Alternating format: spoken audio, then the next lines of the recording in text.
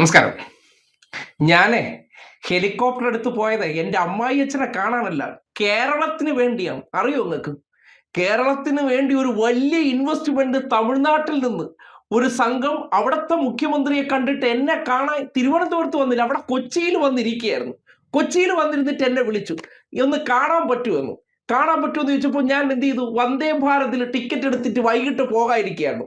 അങ്ങനെയാണ് പൊടുന്നനെ ഈ നാടിനൊരു വലിയ ഇൻവെസ്റ്റ്മെന്റ് കൊണ്ടുവരാൻ വേണ്ടി ഞാൻ അവരുമായിട്ട് ഒരു ചർച്ചയ്ക്ക് അടിയന്തരമായിട്ട് കൊച്ചിയിൽ പോയത്ര.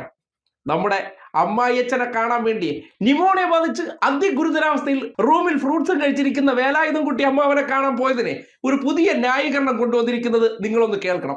ആ കഥ ഇങ്ങനെ പറഞ്ഞു കൊള്ളിച്ച്, കാര്യം സംസ്ഥാനത്തിന് വേണ്ടി ആകാശത്തിലൂടെ പറന്ന് നടക്കുന്ന ഈ സംസ്ഥാനത്തെക്കുറിച്ച് ഓർത്തുകൊണ്ട് അദ്ദേഹം പാഞ്ഞു പോയ കാര്യത്തെക്കുറിച്ച് പറഞ്ഞു വന്നപ്പോഴാണ് ഒരു ചോദ്യം അതിൻ്റെ ഇടയിൽ കൂടെ വന്ന് കയറിയത്.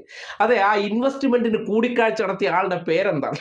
അപ്പോഴാണ് പറയുന്നത്, അത് പറയാൻ പറ്റൂല, ഇനിയിപ്പോ അത് വേറെ വിവാദമാക്കാനല്ലേ. കാര്യം എന്ന് പറഞ്ഞാൽ ഈ വന്ന ആള് പാകിസ്ഥാനിൽ നിന്നാണോ വന്നത് എന്ന് സംശയം തോന്നുന്ന രീതിയിൽ പൊളിഞ്ഞു വീഴുന്നത് എങ്ങനെയെന്ന് നിങ്ങളൊന്ന് കണ്ടേ. ഞാൻ ഹെലികോപ്റ്റർ എടുത്തിട്ട് സ്വകാര്യ യാത്രയ്ക്കാണ് പോയതെന്ന് പറഞ്ഞു. ഞാൻ പോയത് നിങ്ങളോട് പറഞ്ഞുതരാം. ഞാൻ പോയത് ഒരു ഇൻവെസ്റ്റ്മെന്റ് ഗ്രൂപ്പ് കൊച്ചിയിലുണ്ടായിരുന്നു കാണാൻ വേണ്ടിയിട്ട്. അവർ രാത്രി ഡിന്നർ മീറ്റിങ്ങിന് കാണാമെന്നാണ് പറഞ്ഞത്. അവർ തമിഴ്നാട് മുഖ്യമന്ത്രിയായിട്ട് കണ്ടതിന് ശേഷമാണ് കൊച്ചിയിൽ വന്നത്. ഞാൻ വന്ദേ ഭാരതിന് ബുക്ക് ചെയ്തിരുന്നു പോകാൻ. രാത്രി അവിടെ എത്തി അവരോട് സംസാരിക്കാൻ. അപ്പം അവർക്ക് അത്യാവശ്യമായി സൺഡേക്ക് ഡൽഹിയിലേക്ക് തിരിച്ചു പോകണം എന്ന് പറഞ്ഞു.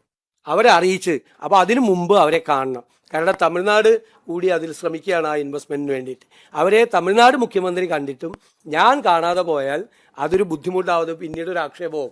അതുകൊണ്ടാണ് ഹെലികോപ്റ്റർ. പിന്നെ ഞാൻ ഹെലികോപ്റ്റർ ഉപയോഗിച്ചതിൽ ₹1 പോലും സർക്കാരിന് നഷ്ടം ഉണ്ടായിട്ടില്ല. ₹1 പോലും സർക്കാരിന് അധിക ചിലവുണ്ടായിട്ടില്ല. കാരണം കഴിഞ്ഞ ഗവൺമെന്റ് അടുത്ത സെപ്റ്റംബർ 19 വരെ ഈ ഹെലികോപ്റ്റർ വാടകയ്ക്ക് എടുത്തിട്ടിരിക്കുകയാണ്. ഞാൻ ഔദ്യോഗികമായ, പ്ലീസ് ലെറ്റ് മീ കംപ്ലീറ്റ്, ഔദ്യോഗികമായ ആവശ്യത്തിന് തന്നെയാണ് പോയത്. സംസ്ഥാനത്തിന് ഗുണപരമായ ഒരു കാര്യത്തിനാണ് പോയത്.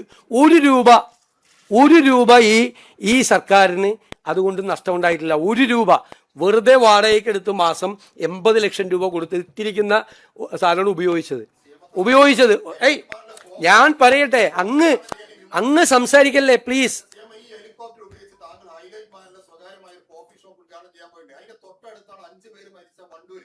അവിടേക്ക് താങ്കളൊന്ന് തിരിഞ്ഞു നോക്കിയിട്ടില്ല. ആ പ്രദേശത്ത് മലപ്പുറം ജില്ലയിൽ താങ്കൾ തന്നെ നേരത്തെ പറഞ്ഞു, വെള്ളിയാഴ്ച 5 പേര് ദുരന്തത്തിൽ മരിച്ച പ്രദേശത്ത് പോകാതെ താങ്കൾ അതിന്റെ അരികിലൂടെ തന്നെയാണ് താങ്കൾ പോയിട്ടുള്ളത്. കരിപ്പൂർ വിമാനത്തോടെ അവിടെ നിങ്ങൾക്ക് ഇറക്കി ആ വണ്ടൂർ പോയി ആ കുടുംബത്തെ നിങ്ങൾക്ക് കാണാമായിരുന്നു. അങ്ങ് ഇവിടെ വന്നിരുന്നു പ്രസംഗിക്ക്. വേറെ ഏതെങ്കിലും ചോദ്യം ഉണ്ടെങ്കിൽ പറ.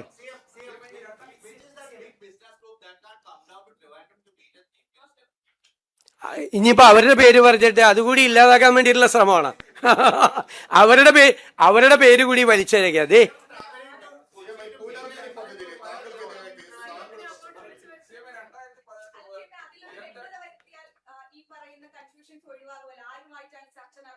അതെന്തിനാ ഞാൻ നിങ്ങളോട് പറയേണ്ട ആവശ്യം? അതിൻ്റെ അത് തീരുമാനം ഉണ്ടാവുമ്പോൾ നിങ്ങളോട് പറയാം.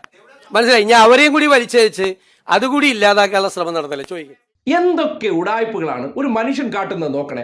ഇങ്ങനെ ഒരു വലിയ ദുരന്ത സന്ദർഭത്തിൽ അദ്ദേഹം അമ്മായിയച്ഛനെ കാണാൻ വേണ്ടി ഹെലികോപ്റ്റർ എടുത്ത് പോയതിനെ കുറിച്ചുള്ള വിവരങ്ങൾ പുറത്തു വരുമ്പോൾ അദ്ദേഹത്തെ തന്നെ പൊക്കിക്കൊണ്ട് നടക്കുന്ന മുഖ്യധാരാ മാധ്യമങ്ങൾ അത് വാർത്തയായി പുറത്തുവിട്ടപ്പോൾ അത് ചർച്ചയാക്കി. എങ്ങനെ ഒളിപ്പിച്ചാണ് കൊടുത്തത്, അമ്മായിയച്ഛനെ കാണാൻ പോയി എന്നുള്ളത് ഏറ്റവും താഴത്തെ സെന്റൻസായി കൊടുത്തെങ്കിലും അതിനെ എടുത്ത് നാട്ടുകാർ അലക്കിയപ്പോൾ ഒരു പുതിയ ന്യായീകരണവുമായിട്ട് വരികയാണ്. ആ ന്യായീകരണം പറയുമ്പോൾ ഈ സംസ്ഥാനത്ത് ഒരാൾ ഇൻവെസ്റ്റ് ചെയ്യാൻ വന്നിട്ടുണ്ടെങ്കിൽ ആ ഇൻവെസ്റ്ററുടെ പേര്, അതായത് അതിനിഗൂഢമായി രഹസ്യമായി ഏതോ അജ്ഞാത കേന്ദ്രത്തിൽ വെച്ച് നടത്തിയ ആ കൂടിക്കാഴ്ചയിലെ ഇൻവെസ്റ്ററെ കുറിച്ച് പറയാൻ എന്തേ മടി?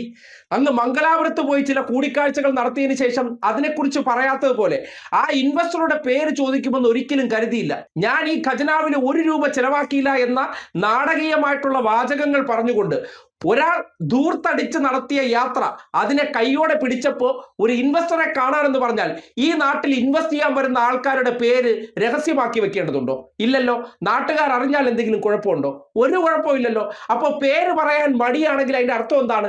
അങ്ങനെ ഒരാളില്ല. കാര്യം ഉടനടി പേര് പറഞ്ഞാൽ അവരോട് ചോദ്യം പോകും.